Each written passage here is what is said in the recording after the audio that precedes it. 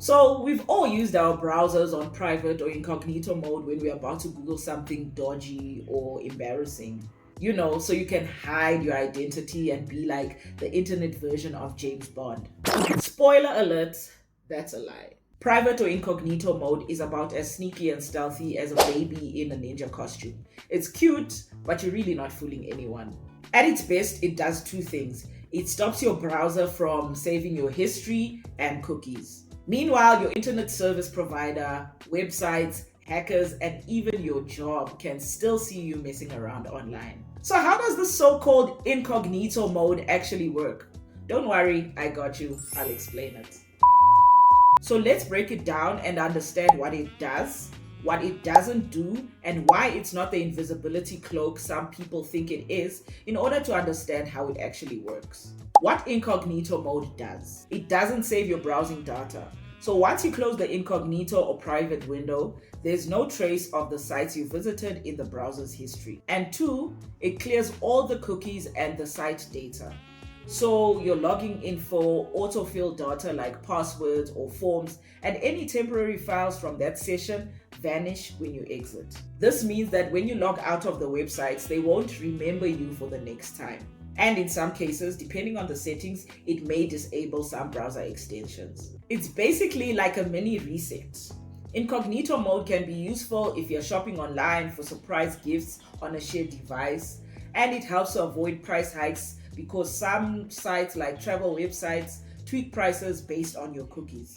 And also, if you're a developer, it's used for testing a website without any old cookies messing things up. What incognito mode doesn't do: it does not hide your IP address. So your internet service provider like Vodacom, MTN, any websites, or anyone sniffing around your network can still see where you're going and what you're doing. It also doesn't encrypt your internet traffic and data. Private mode doesn't protect against eavesdropping, so your data can still be intercepted on a public Wi-Fi or by nosy or malicious hackers.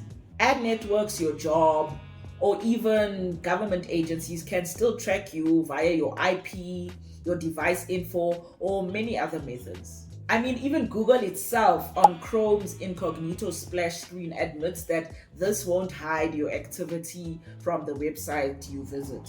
And finally, it does not block malware or phishing. Incognito mode is not a security fence. If you click on a bad link, then whether you're in incognito mode or regular mode, you are still vulnerable to any malware or phishing attacks. So how does incognito mode work?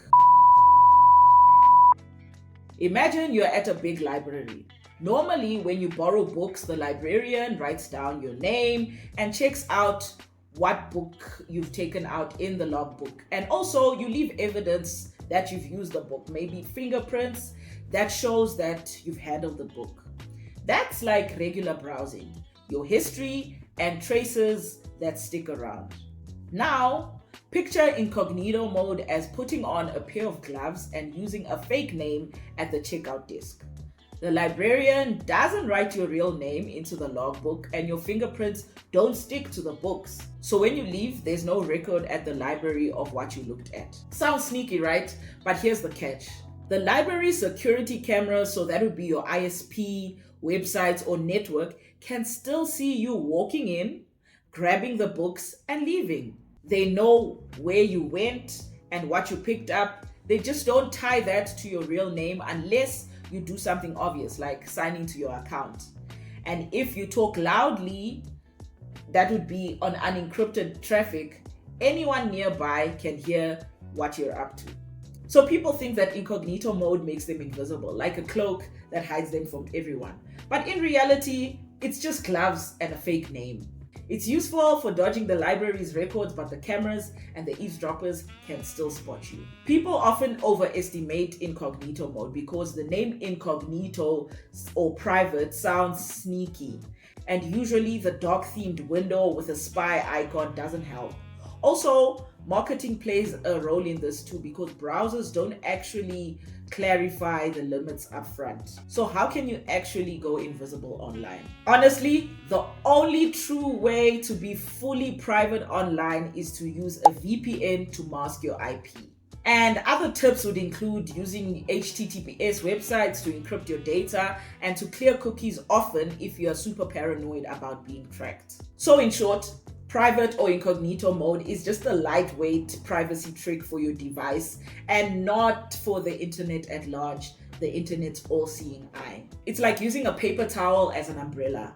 Better than nothing, but you're still gonna get wet. And maybe just pro tip, just stop being dodgy when browsing the internet. Stop searching how to rob a bank.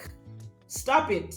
Anyway, if you enjoyed this video, make sure you hit the like button and subscribe to my channel. And if you have any tech concepts or topics that you'd like me to look into, leave them in the comments below and I'll explain it.